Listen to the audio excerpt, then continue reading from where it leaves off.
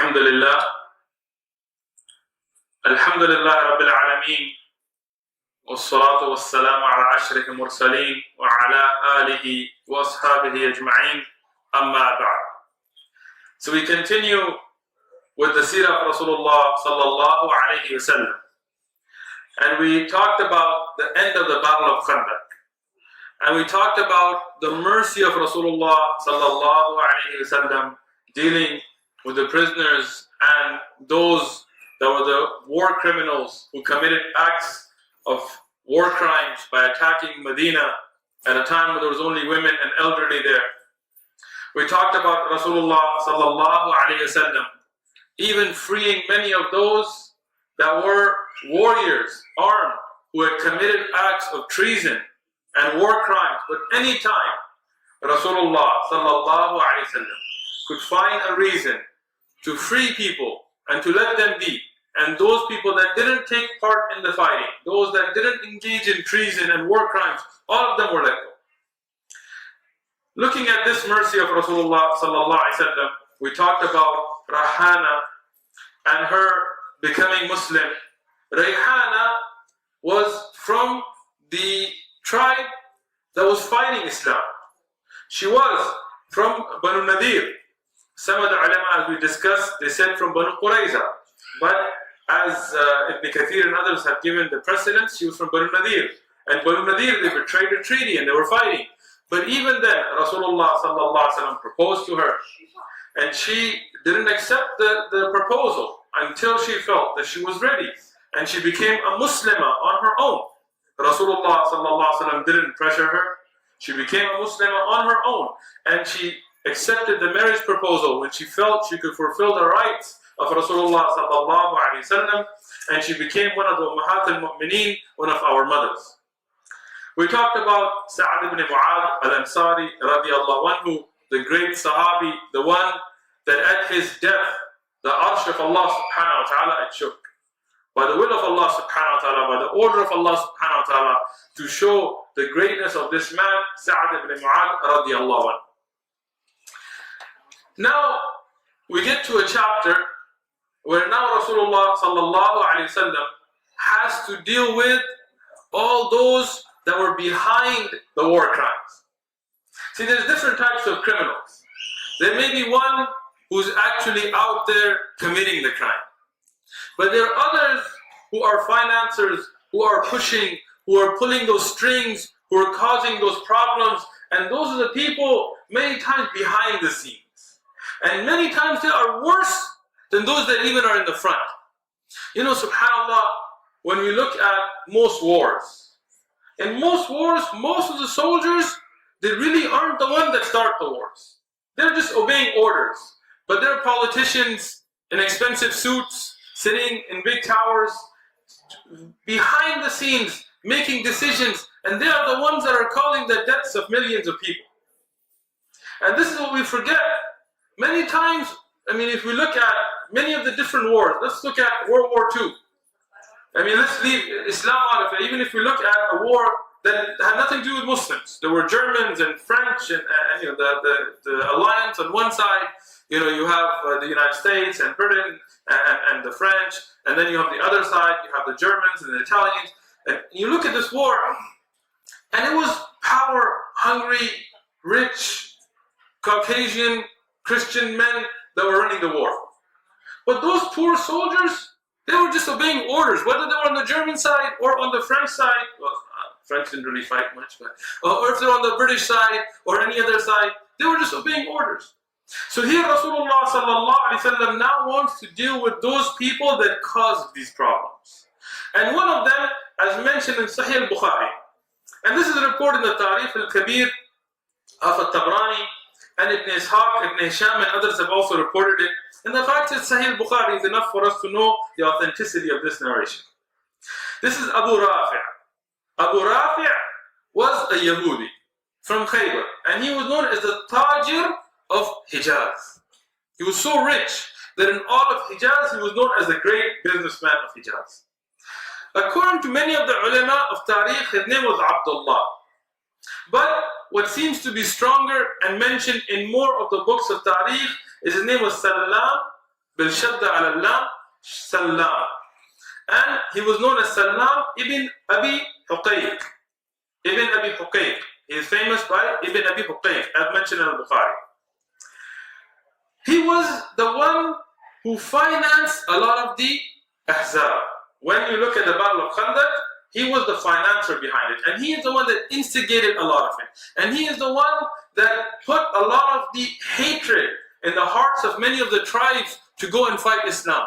Even though he wasn't on the ground with his sword there, but he is the one who caused most of the fitna that came from different tribes. Was him joining with others like 𝐻uwayd ibn Akhtab, we talked about him, and others going and instigating. And this man is the one that paid for many of the soldiers and many of the platoons that were going, he financed them. So here Rasulullah sallallahu alayhi wasallam, he sends a delegation after him to capture or kill this war criminal. And from them is Abdullah ibn Atik. Atik, we look at a famous name. If we look at Ibn Atik in the books of Tariq, and what is authentically proven is his first name was Abdullah. With him were 5 men. One of them is Abdullah ibn Unais, and the other was Abu Qatada, famous Sahaba radiallahu anhu. And they were from the Khazraj tribe. And they volunteered for this mission. Why? First thing, because all of us should try to be ahead of each other in good. You know, subhanallah, today we compete with each other in dunya. Like if you have an iPhone 7, the next person wants to have an iPhone 8, even if it's not out yet. If somebody has an 8, somebody wants to have a 9. They want to compete who's got the better phone. If somebody has a Lexus, the other person wants, I don't know, a Bentley, whatever's more expensive. If somebody has a 2-story house, you want to build a 3-story house. You know, everybody's competing. But the Sahaba radiallahu anhum, they wanted to compete in the akhirah. They wanted to compete in good deeds. If one gave sadaqah, like Umar bin Khattab gave sadaqah, Abu Bakr radiallahu wanted to give more. If Abu Bakr radiallahu gave, Umar radiallahu wanted to give more. For the sake of Allah subhanahu wa ta'ala, not for show. And here, Aus had been taking the lead amongst the Ansar. And we've been talking about the tribe of Aus and all the good that they did, and all the great Sahaba from Aus that have been doing all this good. So Khazraj wanted to get good deeds as well. They didn't care about dunya, but they wanted to compete for the akhirah. So these men from the Khazraj tribe, they asked Rasulullah sallallahu alayhi wasallam to give them permission. They said, you know, Aus, they're the ones that killed Ka'b ibn Ashraf. Ka'b ibn Ashraf, we talked about him, the evil man. And Aus tribe, they're the ones that killed him. So they said, we as Khazraj, we also want to get reward in front of Allah subhanahu wa ta'ala. So for this war criminal, allow us. So Rasulullah sallallahu alayhi wasallam gave them permission. Abdullah ibn Atik, he narrates the hadith. Very interesting, and this is all sahih. In this hadith, he says, I went to where Abu Rafi' would live. And Abu Rafi' was very rich. He didn't live just out with the people. You know, sometimes the rich, they think that if they're behind big tall walls in big buildings, death's not going to come to them. But when death is written for you, wallahi, nothing can stop it. So Abu Rafi', he built a tower, right? A castle. And his castle wasn't just a house. It was an enclosed town. His castle was such that inside many other people lived. Guards and servants and cooks and whatever he needed, they all lived inside. And what they would do is they would open the gate in the daytime for people to go out and do business and buy and sell and do whatever. And then when evening came, when it started to get dark, they would close the gates so that nobody could come in or out. And it was such a well-fortified fortress that it was impossible to storm it. And here we only have 5 men. We only have 5 men against hundreds of people that he has at his service. So here Abu Rafi', one of his guards, he's closing the gate. And here Abdullah ibn Atik, he says, he starts to think, what should I do? So he didn't try to go in, he didn't try to jump the wall. What he do? He sat on the side where the entrance was, as if he's doing qada al-hajj. Like he's just, on the side. And he's not doing anything, he's just sitting there. And he's not trying to get in. So that guard thinks that this man is one of our people and he's delaying me. What's he doing? It's a very amazing, tactful psychological warfare here.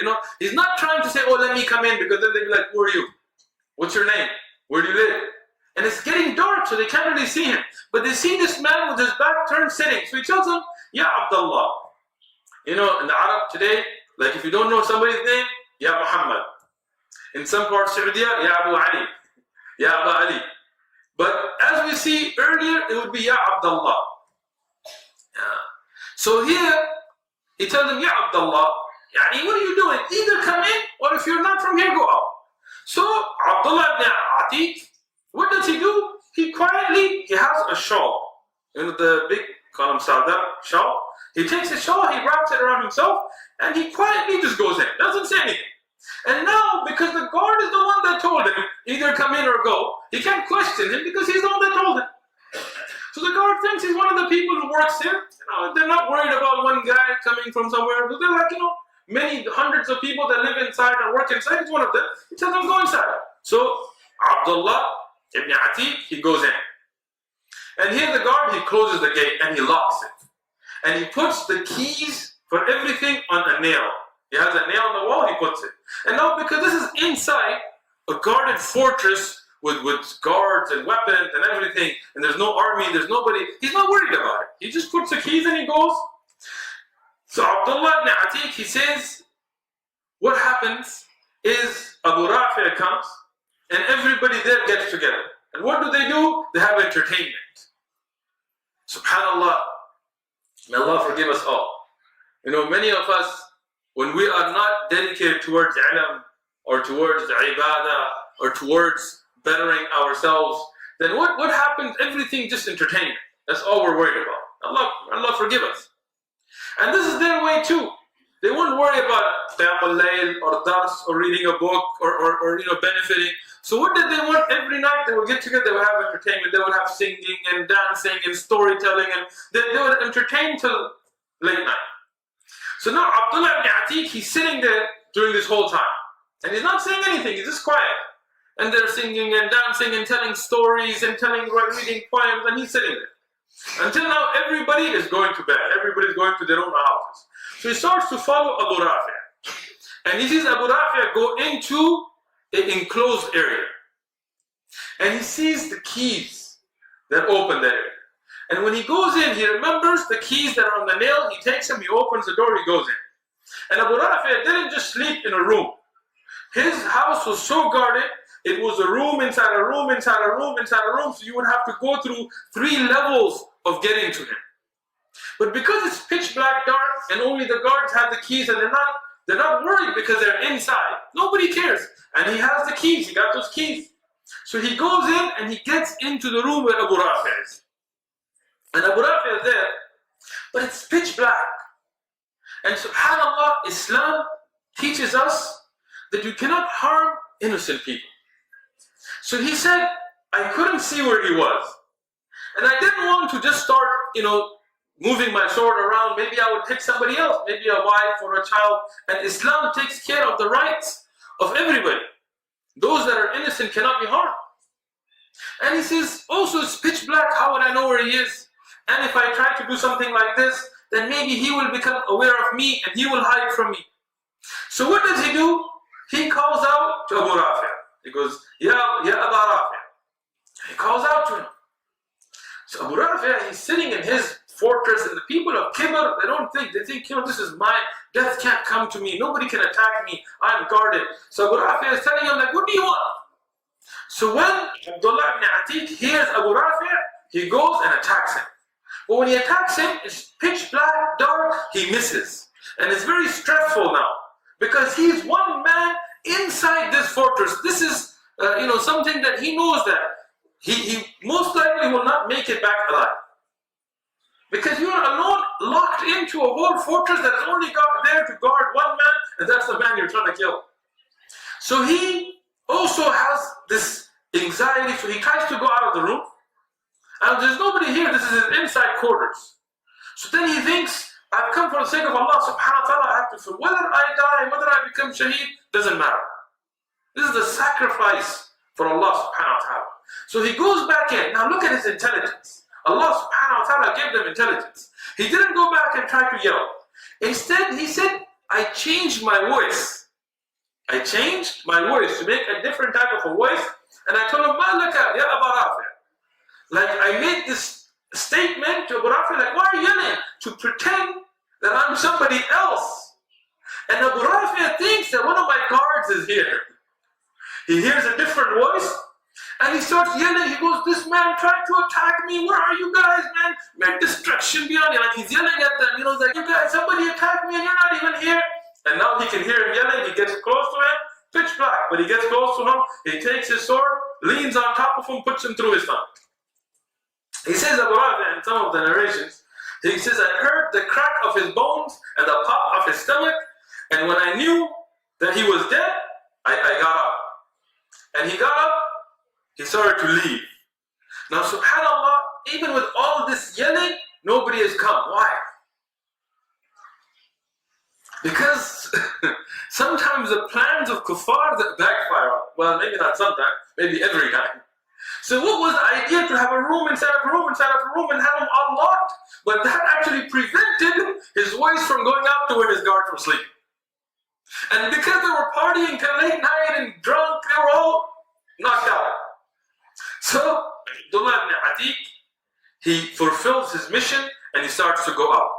And when he's going out, now remember, this is not like, you know, where there's street lights and lamps. This is pitch black, dark, and it's not a place he knows. He's not used to the area. So when he goes out, he stumbles on a stair and breaks his leg. And subhanAllah, I mean, it's a test from Allah subhanahu wa ta'ala. I mean, all of us are sitting here listening to this, and Allah knows best, but I doubt any one of us is really understanding what this great Sahabi, Abdullah ibn Atik, went through. Because this is not a movie. It's not like they're going to say, cut, and then everybody's going to go and do whatever. You are inside the lair of a man you just killed, and there are hundreds of guards, their whole job is just to kill you now. And now your leg's broken. So what are you going to do? Any one of us, and Allah knows best, but at least me, I would be like, I got to get out of here. My leg is broken, I've done what imagine the pain, you crack your leg. But Abdullah ibn Atik, he's a Sahabi, radiallahu anhu. The Sahaba, we love them. Why? Allah chose them. It's not an accident that somebody's a Sahabi. Allah chose Abu Bakr and Umar and Uthman and Ali and Hassan and Hussein, radiallahu anhum ajma'in. Allah chose them because who they were. So this Sahabi, Abdullah ibn Atik, radiallahu anhu, what does he do? He takes off his imama. His imama. You know what imama? The turban. Imama is a practical clothing. It's something you can use. You know, sometimes our dress now, it's more fancy than anything else. We're just trying to keep everything, we're worried about making sure that we look good. But the Arab, their dress was practical. The imama is very practical. He takes the imama and he ties up his leg. He makes it into like a cast or a bandage. He ties it up and then he waits. He doesn't try to escape. He doesn't care about his own life. But he says, I want to wait till I hear the announcement of his death. SubhanAllah, inside the castle. Imagine that. Because in the times of Jahiliyyah, what the Arab would do, and even though they're Yahud, but they used to live with those adat, when somebody famous would die, announcements would go out. And that's why the Sharia, according to all of the madahib, they don't allow announcements for the death of people. You can announce it in a masjid, as Rasulullah sallallahu alaihi wasallam did. Like for the people that are in the masjid, if you let them know there's janazah, nothing wrong with that. But in some of the countries nowadays, when somebody dies, they get loudspeakers and they get cars going through the streets, announcing janazah and putting posters. And we look at the Fatawa ulama, they disapproved of this. And this is from the things of Jahiliyyah. So here, now, he's waiting till daylight, till the sunlight comes. And when the guards find him dead, and they start to make announcement of his death, when he hears that he has fulfilled his mission, then and only then does he start to go out. Now everybody's looking for him, but Allah subhanahu wa ta'ala protects him. And his 4 other sahab, they're outside. Those companions are outside, they meet up and they go, and now there's crazy panic throughout Khaybar to find the killers of Abu Rafi', who was the richest of them. And they're looking for him, and these Sahaba, they're going, and Allah subhanahu wa ta'ala protects them. Even there's a long narration about it, but because of some of the weaknesses in it, I've left out those things. But when they get out to where they are past the area of Khaybar, and they start to get close to Medina. Now, Abdullah ibn Atik, he's making this whole trip with a broken leg. And you know, may Allah protect us all, but those of you that have broken your leg, not just sprained it, broken. It's very painful to step on it. There's no anesthesia, he doesn't have Tylenol or Motrin or Vicodin or anything, Valium. He's there taking that pain. And between Khaybar and Medina, and looking in different old maps. And that's one of the problems some of our brothers, what they do, is they go look up Google Maps. But the way Medina is today and Khaybar and this, it's not like the old days. The old Medina would fit only in the center of what is Medina today. The old Mecca would fit in where, you know, the central Haram and those hotels, that would be all of Medina in the old days. So looking at the earlier maps, I found that between Khaybar and Medina was about 170 kilometers, which would be about 105 miles, about. So they made this trip on foot while being chased in stress, 105 miles with Abdullah ibn Atik with a broken foot.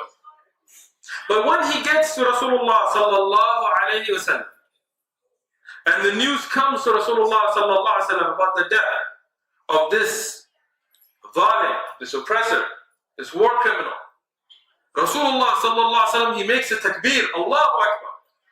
And the Sahaba radiallahu anhum, they make takbir with Rasulullah sallallahu alayhi wasallam.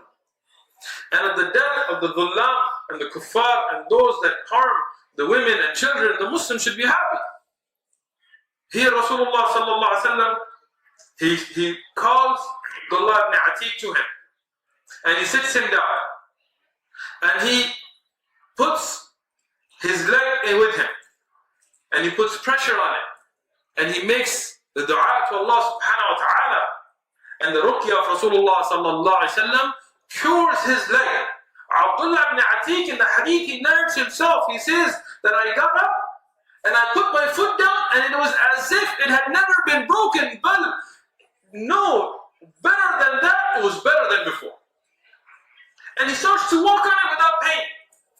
Al-Bayhaqi, in his Dalal al-Nabuwa, he mentions this as one of the miracles of the Prophet sallallahu alaihi wasallam.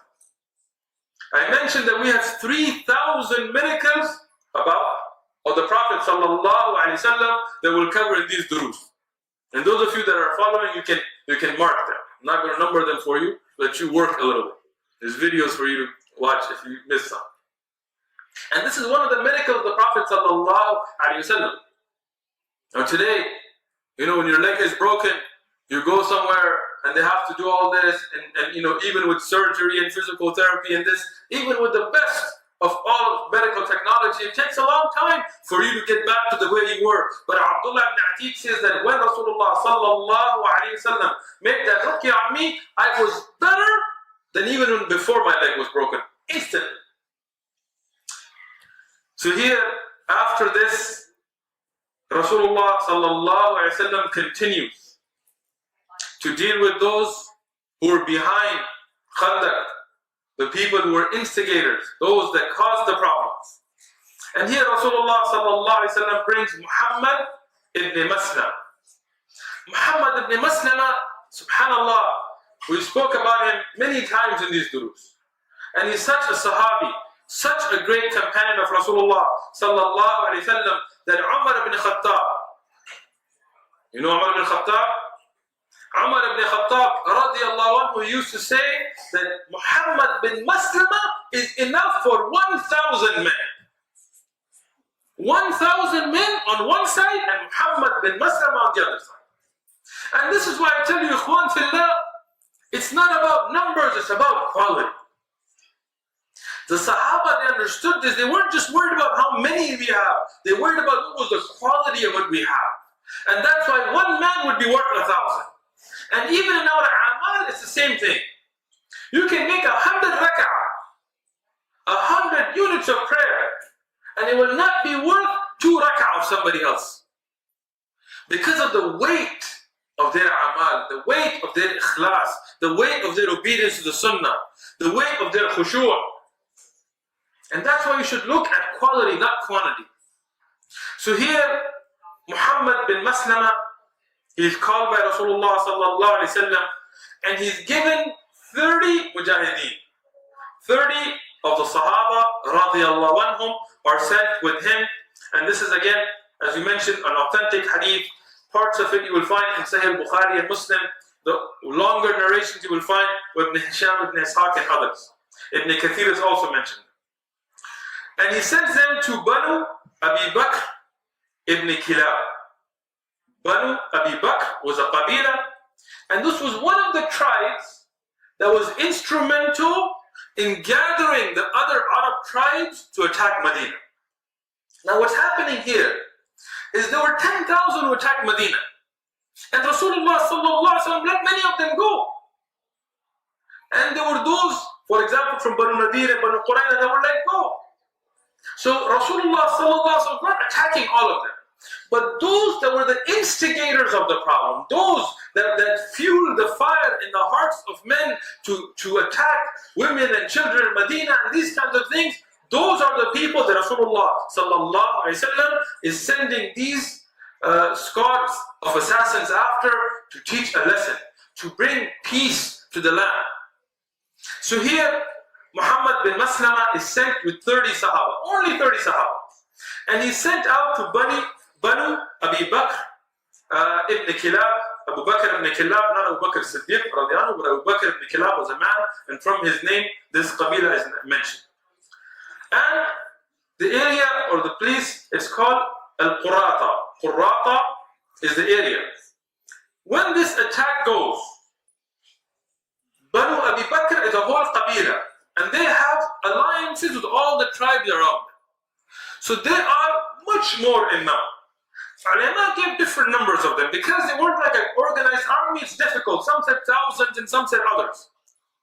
But what we know from the Sahih Hadith is there were many more, and the Sahaba were only 30. But Muhammad bin Maslama, because as Umar says, he was one that was worthy of 1,000. When he went, all of them ran. They ran away. They didn't even stand and fight. They ran away. And the Muslims were victorious, and the lesson was taught. And even though they didn't chase them to kill them, they let them run, they let them live. But the lesson was taught that instigating war and problems and killing on earth will not be tolerated. And the ghanima from their camels and sheep and things was taken, and the Muslims victorious, they sent it back to Medina. On the way back, and now at this time, all of the Arab tribes were at war with Islam. There are few that have alliances, but everybody else in Khandaq had come together with the Quraysh and with the Yahud to attack Medina. So it's open season on Muslims and on everybody at war. So on the way back, they find a man. And this man, Muhammad bin Maslama, doesn't know him, but he finds him armed. And because there is war going on, he takes him, but he doesn't kill him. In Islam, you can't just kill people as you wish, even in war.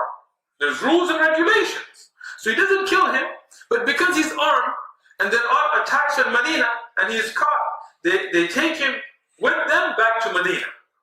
And they will bring him to Rasulullah sallallahu alaihi wasallam.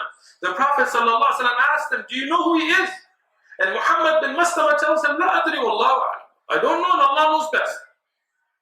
So here Rasulullah sallallahu alaihi wasallam tells him, this is Thumama. Thumama ibn Uthal. He is a Sayyid from Ahlul Yamama. Not Yemen. Yamama was the area, and this is Banu Hanifa. This is the Qabila where Musaylim al-Kadhdhab came. Do we know who Musaylim al-Kadhdhab is? He was the false prophet. In the time of Rasulullah sallallahu alayhi wasallam, when people saw the wahi coming, and they saw Islam growing, and they saw the strength of Islam, when they saw the real prophethood, many fake prophets came up, even women. There were women from Arab that claimed to get wahi. But Allah subhanahu wa ta'ala, He made clear the haqq from the batil. Those that were on false, like 𝐭𝐭 �كذاب, if you actually go and read the so-called Quran that was being revealed to him, every one of you, I guarantee you will laugh. It's not even like those YouTube videos that guarantee to laugh. This is real. Because when you read what he writes, it is worse than childish. And even his own people, they told him, we know you're a liar. You know you're kadhab, but a liar from our qabila is more beloved to us than an honest man from the Quraysh. And this is the sad state of ta'assub, of partisanship. That a liar from your own methodology becomes more beloved than the one you know who is truthful. So here we see that Thumama is a Sayyid from his qawm and a big person, and he has been captured now armed on his way to Medina. Here Rasulullah sallallahu alaihi wasallam, from his farasa, from his intelligence, his foresight, he realizes that this man was not here on a regular mission. Just out of, he knew there was something going on. But at the same time, from his justice, he doesn't punish him. Instead, Rasulullah sallallahu alaihi wasallam ties him to a pillar in Masjid al-Nabawi. And he tells the Sahaba to treat him the best. SubhanAllah, I was reading from some of the different narrations about how the Sahaba would go out of their way to serve him. He's a prisoner. He was on what is seemingly a mission against Islam, but he didn't get tortured. He didn't get waterboarded. He didn't get electrocuted. He didn't get hung and put wires on him. He didn't get, I'm sorry, it's not torture. What's it called? Friendly techniques or something. SubhanAllah. If it's so fun, why don't you go do it at home yourself? So, these things are against Islam. Islam teaches adab, akhlaq. Islam teaches us adal and insaf and good treatment even of prisoners, even of enemies. Islam never tolerated dhulm. So this man, he's a prisoner, but he's treated with kindness. Sahaba make special soups for him and take it to him in the masjid. They make special drinks for him and they take him for him to drink so he can be at ease. And why is he tied in the masjid? Because in the masjid, he would see the Sahaba radiallahu anhum, he would see their akhlaq, he would see their salah, he would see their dua and their adhkar and halaqat of ilm to get affected by that. And there are some fiqh rulings that we can take from this as well. One of the fiqh rulings we can take is that it is permissible to have a kafir in the masjid. Like sometimes we have a program of da'wah. And we have kuffar we take to the masjid, and some people they get upset. How can you let a kafir go to the masjid? No, if somebody is in hayd or nifaq or something, that's a different issue. But a kafir by itself, you can bring them in the masjid. Now, here, this man, he's in the masjid, he's kafir. He's najis. He doesn't make ghusl and all those things that we know. But here Rasulullah sallallahu alaihi wasallam allows him to be there for the da'wah. And as he's tied up, Rasulullah sallallahu alaihi wasallam, he asks him, as mentioned in Bukhari and Riwayat Muslim as well, مَا عِنْدَكَ يَا Thumama? What's with you? How is it going? So Thumama, he gives Rasulullah sallallahu alaihi wasallam 3 answers. He tells him that عِنْدِ خَيْرٌ يَا Muhammad sallallahu alaihi wasallam. Like, I'm good. But he tells him, if you kill me, I am from that dam. And I am from the people of blood. What does that mean? What does that mean? Everybody has blood. But what it meant, as Ibn Kathir, Ibn Hajar has explained, it means that I'm from the people that people will take revenge for my blood. And I'm a Sayyid in my qawm. Don't think you can kill me and get away with it. If you kill me, my people, they will attack. And as some of the ulama said, that Banu Hanifa had one of the strongest armies of that time. Some said even 100,000 fighting soldiers. Some said 30,000, but anyway. But amongst the Arab, they were a very strong force. So if you kill a Sayyid, a leader from Banu Hanifa, no doubt that they will come and take revenge. So he gives a threat. If you kill me, then Revenge will be taken. If you let me go, you will find me shakira. You will find me thankful. And if you want money, well, tell me how much you need and my people will give you. Because he was rich, he was strong, he was intelligent, and he was loved by his people. So he gives these three options. Rasulullah sallallahu alaihi wasallam doesn't answer. You know, subhanallah, today, and this is advice to our brothers doing da'wah. You're out in da'wah, somebody will attack you. They will speak back to you. Don't attack them back. Stand firm on your religion, don't get scared either. But don't get into this, you know, if they curse you and you curse them, why? This lowers you. Have you ever seen a dog barking at somebody? Have you ever seen a dog barking? You ever seen a dog bark? Never in your life? You've seen a dog bark, right? Somebody's walking and the dog's barking. Who's the fool, the dog or the person? The dog. Have you ever seen somebody bark back at the dog? And if you see somebody barking at a dog, a human being barking at a dog, who's the fool? The guy. Why are you barking? It's a dog. Right? So if somebody wants to bark, let him bark. Do your thing. So if they bark, don't bite. So here, Rasulullah sallallahu alaihi wasallam doesn't tell him, what do you mean? Do you think we want money? No, just leaves him. Next, Rasulullah sallallahu alaihi wasallam asks him the same question, but now he's getting affected by Islam. He's getting affected by seeing the masjid. He's getting affected by seeing the environment. So he changes his answer. And he brings up the option of letting him go and takes the threat of taking revenge down. And after the third time of this, Rasulullah sallallahu alaihi wasallam doesn't take anything from him. Doesn't kill him. Doesn't want money from him. Nothing. Just lets him go. By seeing that he took that effect of Iman, that's all the Prophet ﷺ wanted. The Prophet ﷺ never wanted money. He didn't want status. He didn't say, you know, Banu Hanifa have to give us this and that. No. He lets him have that environment. And it's sad that our masajid aren't like that today. Today, you bring somebody, tie them to a wall, they're going to come back crazier from before. But this is Masjid al-Nabawi. This is the environment, the biyah of the Sahaba radiallahu anhu. So he sees this effect, he lets him go. Now what does Thumama do? He gets untied, they let him go. He doesn't become a Muslim. Instead, he goes out. And he goes away from Masjid Nabawi. He's free now. No pressure, nothing. And then he goes, he performed the ghusl. When he performed the ghusl, he comes back to Rasulullah sallallahu alaihi wasallam, and now, as a free man, without any pressure, he takes the shahada. Subhanallah.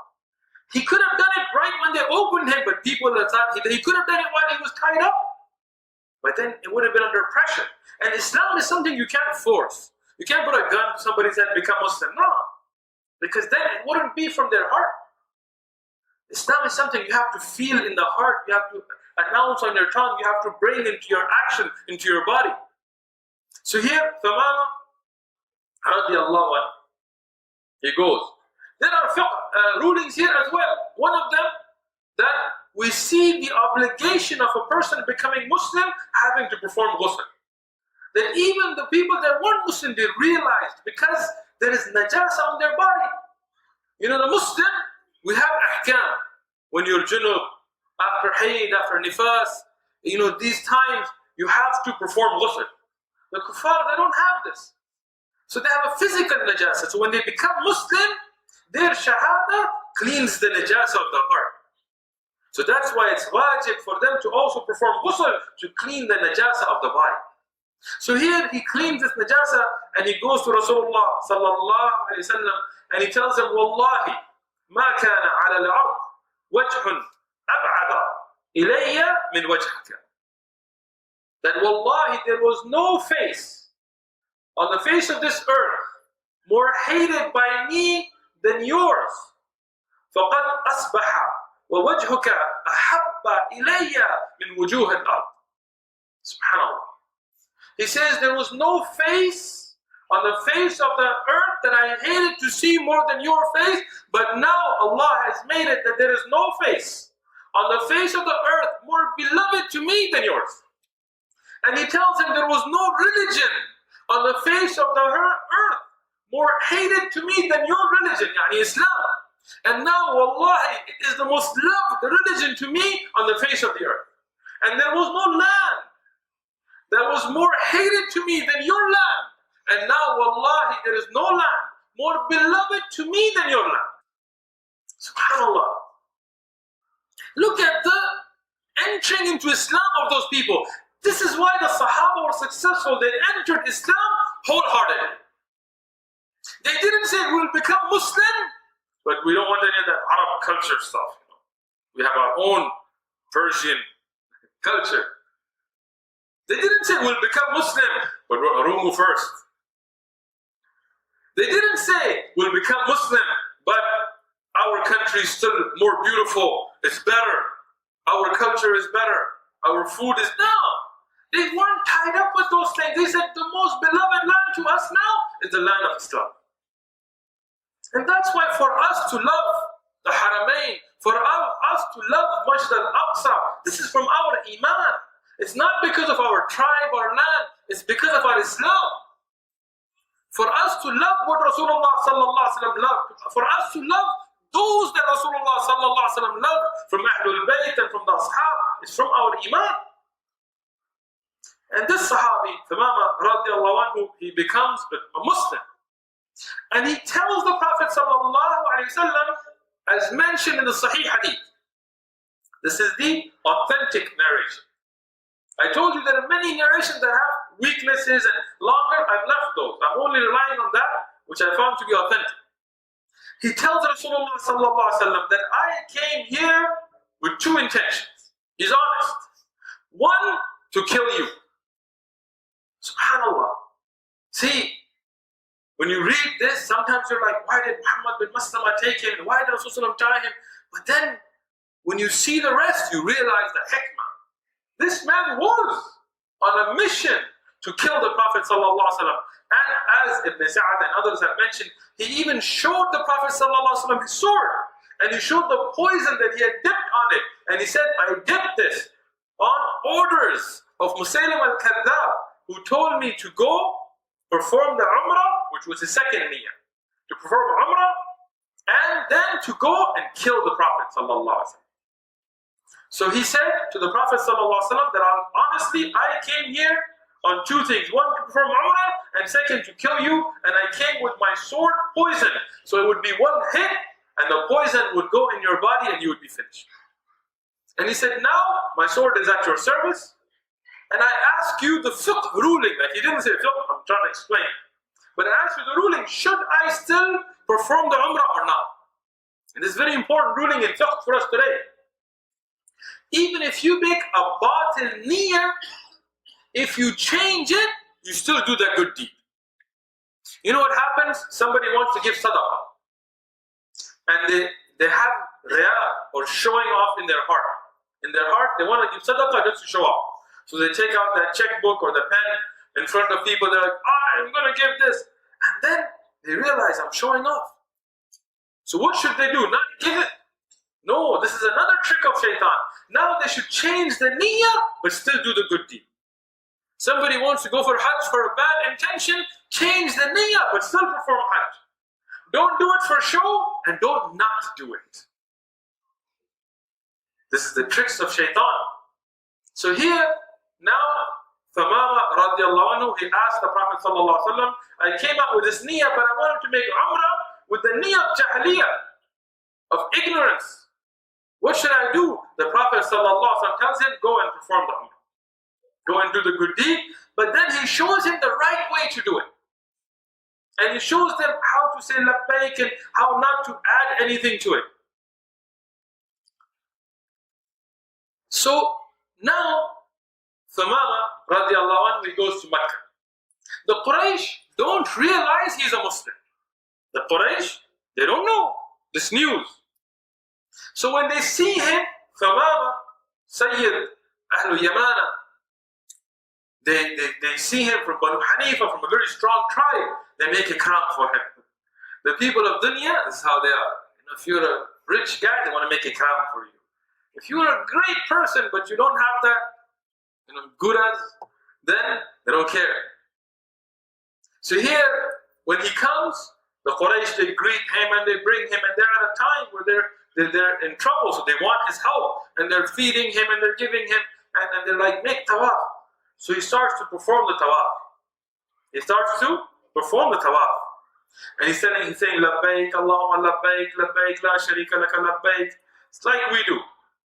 But the Quraysh, they used to add a wording to it. They used to say, Labbaik, la sharika laka labbaik. They would say there is no sharik. Illa sharika, wa huwa laka tamlika, wa huwa ma malaka. They used to say that there is no sharik illa, except the sharik that is under your control, that is under your mamlaka, that by your will you have set up shuraka. This is a very important point in aqeedah for us. Many of our brothers and sisters in Islam, they have fallen prey to shirk, not knowing it. They go to a grave and they tell the person in the grave that I want this and I want that. And when you tell them, akhi, you cannot be asking from the dead in the grave, you have to ask from Allah. They say, no. They're only a tawassul for us, only a means for us to get to Allah. We're not saying that they have their own power. We had debates here and we had this discussion that went on. We talked about somebody saying, yeah, Ali give us. And then we said, no, we don't mean that Ali independently gives. Well, the Quraysh didn't say that Uzza and Lat independently give. They believed in Allah. Look at them, they're performing tawaf and hajj, the Bayt of Allah. They're mentioning the name of Allah. They're even saying, La sharika laka. But the only addition is they're saying, well, there are some who are given authority by your will, Allah. And their qutubs and their calendars, and then, as we say today, the Muslim Ummah, I'm not saying the Quraysh, but today, many of the misguided sects, may Allah guide us all, they say there is qutubs. And what is it? The one qutub, he's in charge of rain. And one qutub, he controls giving babies. And one qutub, maybe he's a stork, I don't know. Anyway, one qutub, one calendar, he has in charge over mountains and this. SubhanAllah, where did you get all this from? So this is the same shirk that the Quraysh used to make.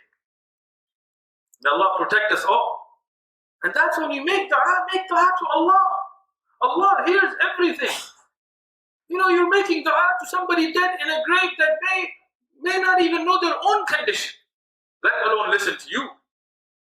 But Allah subhanahu wa ta'ala is the one you're leaving the dua directly to Allah, and Allah hears everything. So here, when the Quraysh hear this, they realize he's become Wahhabi. So when the Quraysh, they hear this, they said, you changed your religion. What happened to you? So he said, I've not changed my religion. I have found the true religion. And that's what we say. Sometimes when you want to follow Tawheed, somebody's like, have you become Wahhabi? I don't know what a Wahhabi is. I'm a Muslim. That's good enough for me. I follow the religion of Islam as in the Quran, as shown to us by the Prophet sallallahu alaihi wasallam, with respect and honor for all the A'imma, al-Arba'a and akthar minhum, with love and respect for those ulama, their ijtihad and their methodology. This is Islam to us. Now, I only call myself a Muslim. You can call me anything you like. I don't really care. So here's the same thing. He's telling them, look, just because I'm not making shirk doesn't mean that I've changed my religion. I've found the truth. And this is something you can test yourself. If you want to know who your real friends are, follow Islam and you'll find out. Somebody will love you. They will respect you. They will honor you. They will give you gifts and money. But the day you tell them what you're doing is bid'ah, what you're doing is wrong, in the Quran it says this, in the Sunnah, you go to Sunnah Masjid, all you gotta do, find out when you're making ruku, make it after the day, you'll find out. Just say Ameen Bilja, see what happens. And you will find out that the most beloved from you now, okay, there is no hadith for this. Didn't Imam al-Shafi'i and Ahmad and Malik and others, they didn't accept his opinion? Didn't there Ahnaf? Why the fight? But this is what happens.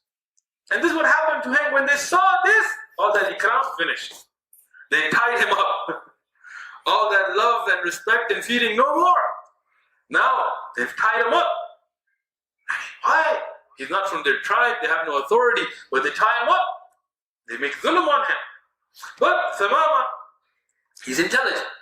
He tells them that, look, if you do this to me, don't think there won't be retaliation. Because I will tell my people to stop sending you wheat. Because in Mecca, you couldn't grow wheat. Even in Medina, they mostly grew like dates and stuff. So wheat for bread used to come from Yaman. It was a fertile land. So the Quraysh were dependent on that to eat bread, food.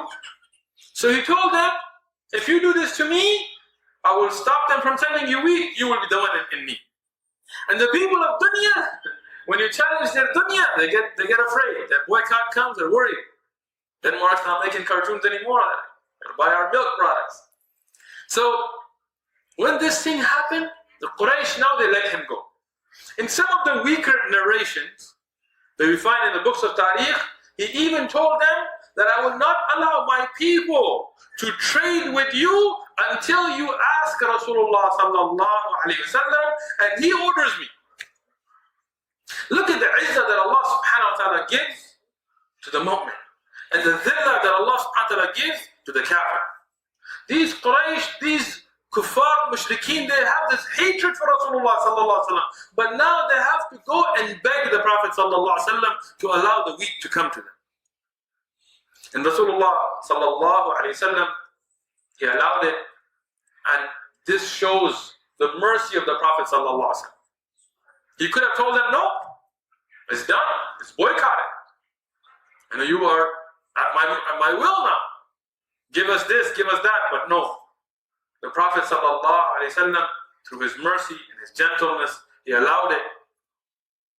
And at this juncture, inshallah ta'ala, we will stop.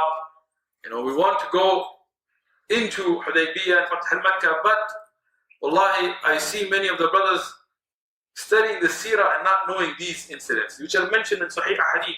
So we want to make sure we fulfill the right of the Seerah of Rasulullah sallallahu alayhi wa sallam. So at this point, inshallah, we'll end. Jazakumullahu khair.